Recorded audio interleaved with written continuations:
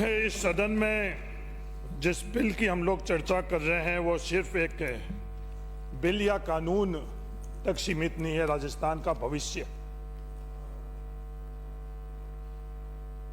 इस बात को अगर गंभीरता से हम समझेंगे जब एक सकारात्मक दिशा में हम लोग जा पाएंगे। सभापति महोदय, कोचिंग बिल, ये कोचिंग संस्थाएं राजस्थान में, दो तरह की कोचिंग राजस्थान में हो रही है। एक स्कूली शिक्षा में जो बच्चे हैं 9वीं 10वीं 11वीं 12वीं, उसके माध्यम से जो देश की प्रतिष्ठित संस्था है उनमें एडमिशन के लिए, जिसका कोटा एक अपने आप में केंद्र बना हुआ है, और दूसरी सरकारी नौकरी पाने के लिए जो परीक्षा प्रणाली हम सब लोगों ने मिलकर तय करे हुए है, उस परीक्षा प्रणाली में सफल होने के लिए कोचिंग संस्थाएं है वो। सभापति महोदय, ये कोचिंग संस्थाएं दोनों के संदर्भ में अगर कहीं भी गलत है तो हम सब लोग हैं। उन संस्थाओं में एडमिशन के संदर्भ में क्या इस तरह के परीक्षा पेपर हम लोग नहीं बना सकते हैं जो स्कूली शिक्षा के सिलेबस के आधार पर हो? हम लोग नहीं बना रहे हैं। क्यों नहीं बना रहे हैं? आज ये सबसे बड़ा सवाल हम लोगों के सामने है। क्या हम प्रदेश के साथ में, देश के साथ में, या कोचिंग संस्थाओं के साथ में? अगर इसका उत्तर ढूंढेंगे तो हम लोग सब उन कोचिंग संस्थाओं के साथ में नजर आते हैं।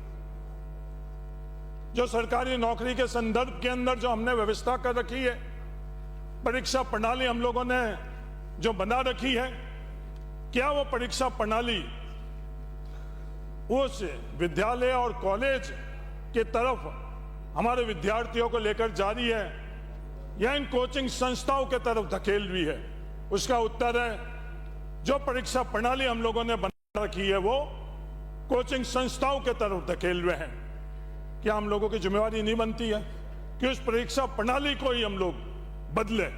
पर हम लोग सब मौन हैं, शांत हैं, और कई हद तक हम लोग उससे सहमति भी देते हैं। जो संस्थाएं हैं जिसके माध्यम से हमारे प्रदेश के विद्यार्थी नौकरियों के लिए परीक्षा दे रहे हैं, क्या वो संस्थाएं आरपीएससी जैसे निष्पक्ष है? क्या उसके अंदर जो नियुक्ति की जा रही है उनके पैमाने क्या है? क्या जातीय तौर के ऊपर हम लोग देखकर उसमें सदस्य नियुक्त कर रहे हैं, या उस सदस्य की योग्यता और निष्पक्षता के तौर पर कर रहे हैं? सभापति महोदय, निष्पक्ष तौर पर इसका उत्तर ढूंढे। कोई भी सरकार हो, जो आरपीएससी के सदस्य की नियुक्ति का आधार हम किसी न किसी पक्षीय तौर पर करते हैं, उसके निष्पक्षता और योग्यता के आधार पर नहीं करते हैं। इस जाति का होना चाहिए, इस विचारधारा का होना चाहिए, मेरा होना चाहिए, तेरा होना चाहिए। कोई भी व्यक्ति अगर इसका आकलन करे आरपीएससी के सदस्य के तौर के ऊपर, उसको जवाब मिल जाएगा कि हम लोगों की मंशा क्या है, हम लोगों की नीति क्या है। फिर जो पेपर ये व्यवस्था और ये संस्थाएं बना रही है, और उस पेपर के अंदर क्या खेल हो रहा है? हम लोग सब बहुत बातें करते हैं, पेपर लीक, पेपर लीक। उस पेपर लीक का मूल आधार ये दोनों है, परीक्षा प्रणाली और वो संस्थाएं। उसके तरफ हम लोग कभी भी बात नहीं करते, और उसको हम नहीं बदलेंगे तो कौन बदलेगा? ये सवाल उठता कि पेपर लीक होते हैं? हाँ, हो रहे हैं। परीक्षा प्रणाली गलत है? हाँ, परीक्षा प्रणाली गलत है। ये संस्था गलत है? हाँ, गलत है। जब इन तीनों सवालों का किसी से भी अगर हम लोग सवाल करें उसका उत्तर यह है, तो उसका समस्या का समाधान कौन ढूंढेगा? ये सदन ढूंढेगा या और कोई ढूंढेंगे? मेरे से पूर्व वक्ता कह रहे थे ब्यूरोक्रेसी, पूरे की पूरी जिम्मेवारी हमने ब्यूरोक्रेसी को दे दी। सरकार के संदर्भ में भी ये बातें आ रही कि सरकार कौन चला रहा है, कौन सी आदर्शी ताकत सरकार चला रही है। तो कई लोग कह रहे हैं कि नहीं साहब, ब्यूरोक्रेट्स चला रहे हैं, ब्यूरोक्रेसी के मुख्य हैं वो चला रहे हैं। तो सरकार चलाने का तो आप लोगों का अधिकार है, कैबिनेट को आप किसी से चलवा सकते हो, पर राजस्थान का भविष्य की जिम्मेवारी तो आप लोगों के ऊपर है। सिर्फ आप उन ब्यूरोक्रेट के ऊपर छोड़ोगे या वो आप खुद निभाओगे? ये जिम्मेवारी आपको निभानी चाहिए कि ये जो व्यवस्था हमने इसके संदर्भ में करी है। सभापति महोदय, पूरी दुनिया अच्छी तरह से जान रही है और प्रचार प्रसार भी हो रहा, और हजारों करोड़ रुपए कल ही देश के प्रधानमंत्री जी ने एक सेमीकंडक्टर के बारे में अपनी उपलब्धि दुनिया को बताई।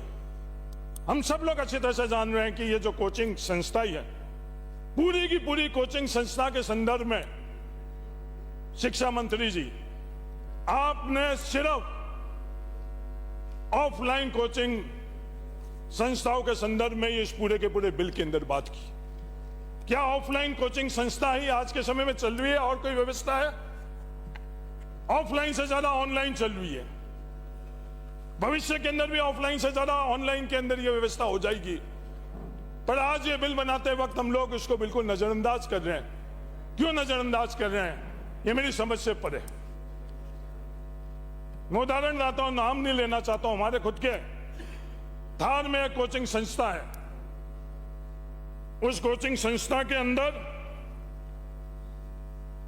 पिछले वर्ष ही 30,000 बच्चे क्लासेस के माध्यम से कोचिंग ले रहे थे, और ऑनलाइन 7 लाख।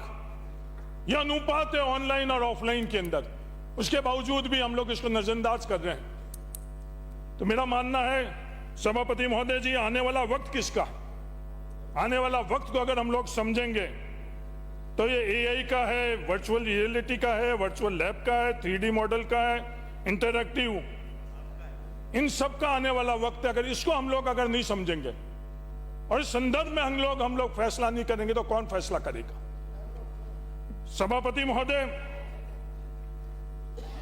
पूरी दुनिया कोचिंग का एक मॉडल जिसके संदर्भ में चिंतित हो रहे हैं, हमारे सबसे सीनियर हरिमोहन जी भी चिंतित हो रहे हैं, कोटा का मॉडल। सभापति महोदय, ये कोटा का मॉडल इकलौता मॉडल नहीं है।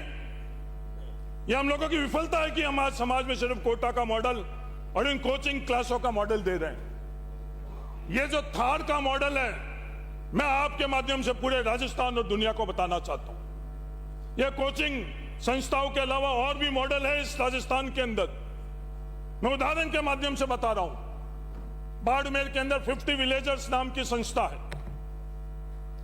वहां बच्चों को निशुल्क 0 शुल्क के ऊपर स्कूल में 9वीं 10वीं 11वीं 12वीं के बच्चे लाकर, और बच्चों की योग्यता क्या, वो सिर्फ और सिर्फ सरकारी विद्यालय से आई। उन बच्चों को वो 50 विलेजर्स पढ़ा रही है, और उनका सक्सेस रेशियो क्या है? सभापति महोदय, 140 बच्चे उसके माध्यम से मेडिकल के अंदर सफल हुए, 23 एम्स में गई हैं। 100% बच्चे जो वहां हैं, 100% बच्चे, इस साल वहां 70 बच्चियां हैं और 112 बच्चे हैं। 100% बच्चे या तो मेडिकल कॉलेज के अंदर उन लोगों का दाखिला हुआ है या फिर सरकारी नौकरी लगी है। 100% मॉडल की चर्चा हम लोग नहीं करेंगे, क्योंकि विज्ञापन की दुनिया है, भ्रांति की दुनिया, उसके अंदर सच्चाई को अगर हम लोग ये आपस में उसकी चर्चा नहीं करेंगे तो कौन करेगा? सभापति महोदय,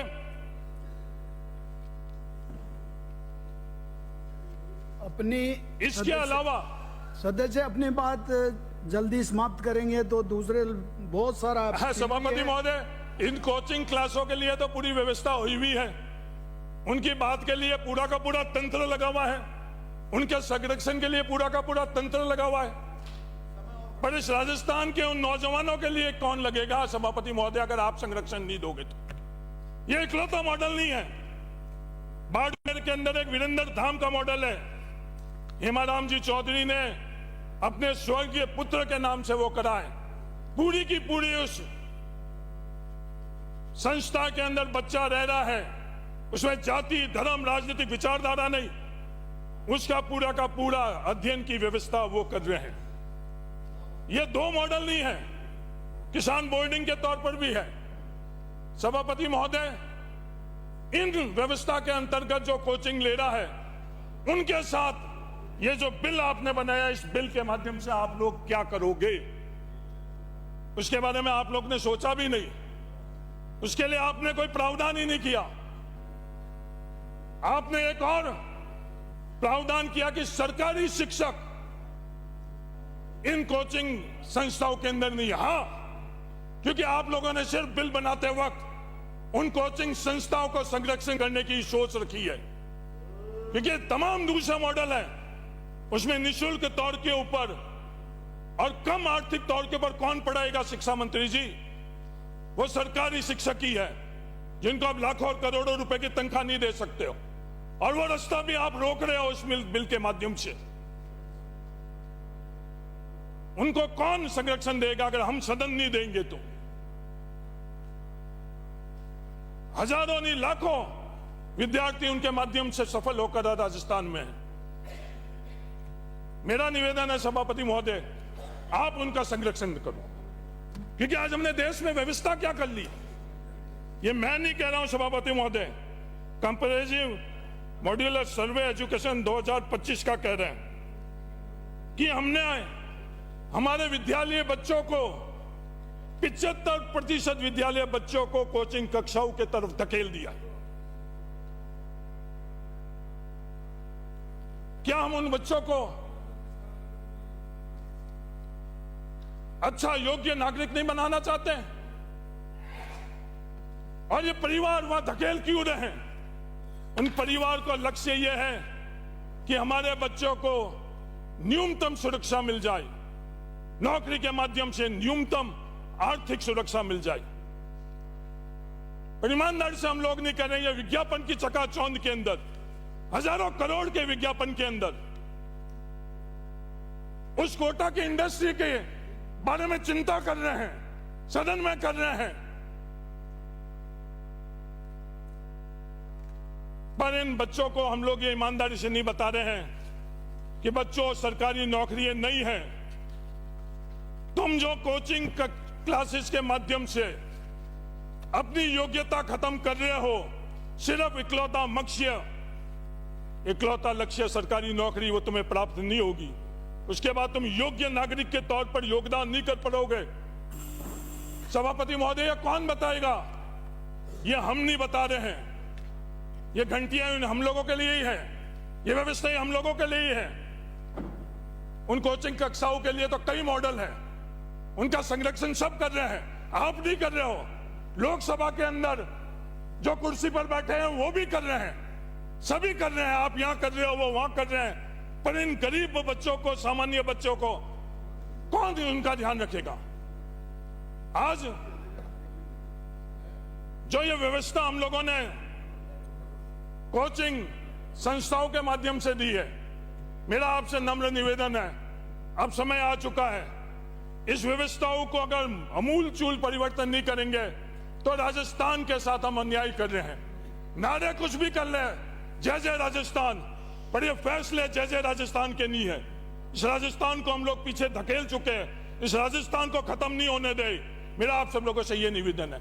मैं ये नहीं कह रहा हूं कि आज की सरकार के अंदर संपूर्ण कमियां है और हम लोग संपूर्ण बिल्कुल पूर्ण तरह हम लोग ठीक। प्लीज सदस्य अपनी बात मेरा निवेदन है सभापति महोदय, मेरा आपसे निवेदन है कि ये जो बिल लेकर आई हैं, इस बिल के माध्यम से राजस्थान को न्याय नहीं मिल रहा है। बड़े लोगों को न्याय जरूर मिल रहा है। हजारों करोड़, 12,500 करोड़ से 25,000 करोड़ की इंडस्ट्री के रूप में आप लोगों ने पहचान बना दी है।